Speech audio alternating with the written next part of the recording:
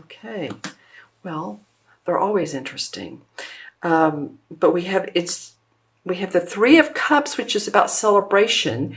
And I just felt when these two cards are together, they're both threes. One's the Three of Cups, one's the Three of Swords. 1, 2, 3. 1, 2, 3. Yeah. Okay. So let me grab my wand. Happiness, joy, celebration. It could be a number of things. Getting together with friends, old friends you haven't seen in a while, parties coming up, religious and or spiritual gatherings. It could be that.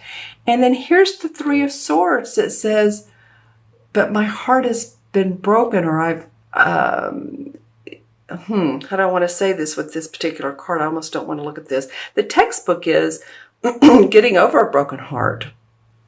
See how the clouds are on top of, and the rain's coming down on this particular heart, and the swords are going through it. Now, the swords represent our ideas and our thoughts. More in this particular reading would be our worries and our concerns. This is for the last 2 weeks of September. So if you feel like that you've either had a relationship in the past, or it's one in the present, it's not working out, and or you think about someone from the past, or you're concerned about someone that's either in your future, it just feels like, it's upsetting to you. I just want to say, and again, this is for Taurus, Sun, Moon, or Rising. If these messages don't resonate, watch your Moon and Rising, because that completes the story anyway. This is a general reading. But, a lot of times, life is not perfect by any stretch of the imagination, of course. And the issues that come up will make us stronger and motivated, or they will bring us down and defeated. So we have a choice here, don't we? So we can look at the down times and say, okay, how can I learn from this? How can I grow from this? How can I take my next step forward? Because oftentimes the next step forward is a new creative way of living or thinking or growing. Okay, so I'm not saying it's bad. I'm just saying, because I feel like there is celebration, and it may be somebody within the celebration that maybe has been sick. I don't know. There just feels like there's some concern and worry, and good tidings, both. We can have positive days and we can have negative days as well. And I don't mean negative and bad, just we don't feel quite as bright and cheerful. Okay, let's look at the last 2 weeks, the first 2 weeks of October, which are both court cards. We have the Page of Cups and the King of Swords. Well, what's really funny is this is the Three of Cups, and this lines up under with the page, and then the sword cards here, we have the King. So 2 cups, 2 swords. Okay, so the Page of Cups represents, to me, it could be a child. This could be a very creative, happy, social, inventive, all over the place. I don't want to say all over the place. That would be more like a fire sign or not. But this would be like a child who would be very creative and intuitive. You might find these intuitive. But, also it's about bringing news of something that makes you happy. It can be, it's not the Knight, but it's just kind of like, he's a young dude. Young dudes bring news. So a creative venture that comes your way. It could be a social invitation. It could be a proposal of marriage, or you're hearing about a proposal of marriage and it makes you happy, possibly for a friend, possibly for a relative.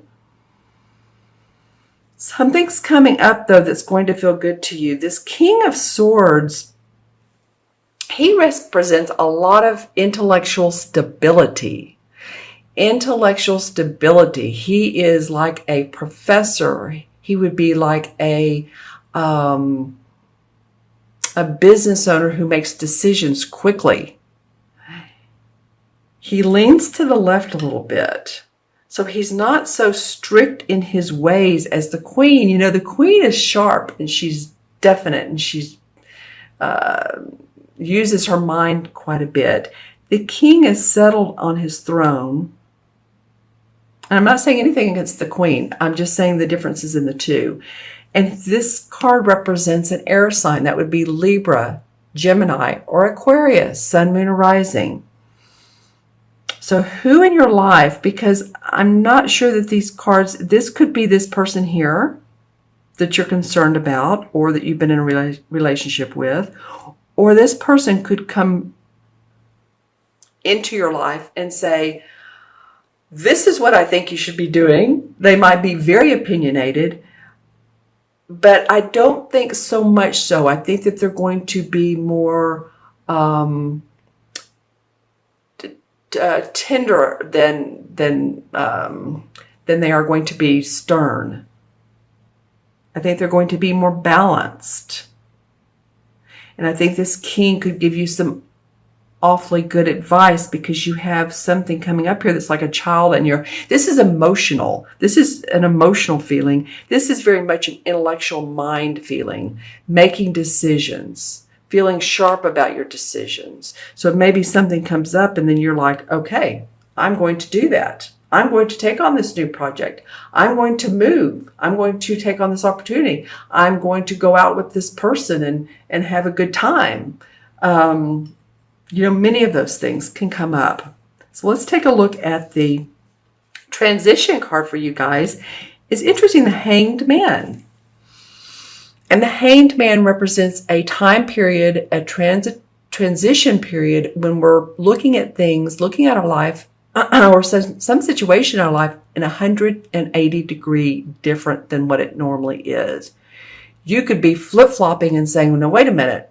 I've totally changed my mind. I'm not going to stay in this relationship or be hurt by this. I'm going to figure out how I can stand up and dance and have the light around me. And that opens you up to social invitations, to this possibly air sign, and or you're being very again, mentally balanced, feeling focused and mentally balanced. So I like the Hanged Man, actually. You know, I want to put him this way because he does, it's not like anyone's doing this to him. He is taking a self-imposed time out, and that time out can be a week, a day, or an hour, and meditating and reflecting on and saying, what can I do differently? Not dwelling in the past, not going, oh, why didn't I make it this way? Why didn't I choose that way? Why did I say the things I did? This is more about what can I do to shine more light on myself, to let myself feel lit up so that I can make things happen. All right, Taurus. Okay, I'm going to add up the cards. And if you all, have any questions, you want your own personal private reading, look in the See More section below. The link to my website is down there that goes straight to my order page. And of course, you can browse around my website as well. But I'm feeling like a lot of you Taurians are, more than any other sign I've done. I think you're my 9th sign for this particular series. And, 9 is also the number of numerology of endings so that new beginnings can come.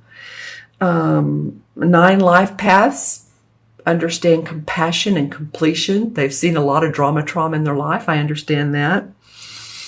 So just saying, there's a lot going on for you guys, but I feel like looking at it in a positive way will bring positive reinforcement. Okay, so like I said, if you'd like to order a reading, you know how to do so. Go in the See More section. Let's add these up. 3 and 3 is 6. And those are 2, 33 in numerology. Let me go do this for a minute. 33 in numerology is a master number. So I do feel like there's something about these 2 cards that are saying, fulfill your heart, fulfill your needs. Master number of creativity. It's the master number of, I call it Heart of God. So if you have that number in your birth, then, that would be interesting to put down below. So 3 and 3 is 6, and 6 and 12 is 18, 19, 20. That's come up one other sign. Well, 20 in numerology, just FYI, I'm talking about numerology a lot, but FYI, anyone who's born on the 20th, you are someone who is really good as a speaker in front of other people. I didn't look at my crystal either. I want to do that before we go. A speaker in front of other people, because 20s are very genuine, very charming. And a lot of times I'll say that to people and they're sort of like, ooh, they're, like, I don't know. I've always wanted to do that, but I'm not very good at that. Well, yes, you are, because you're not boisterous or boisterous. You're very, people want to see speakers that come from their heart, and the 20s do. All right. So that's what that's about. And of course, 2 in numerology represents partnership. So some of you could be seeing some partnerships come up and diplomatic relationships. Okay. And the 20 in the major arcana is the Judgment card.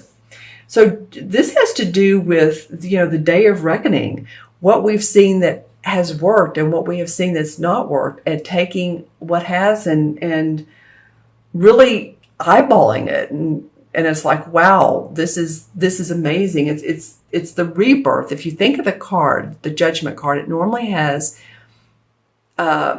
people standing in water looking up to the angel above them. And so they're seeing that their life has been a movie, and here those are. They're seeing their life has been a movie, and how they can use that movie to further their life. And they're talking to the angel. They're talking to the universe. What can I do, universe? So if you have, spirit guides, or your spirit guides around you, if you're angels, or you talk to the archangels, this would be an awesome time to do so, as always.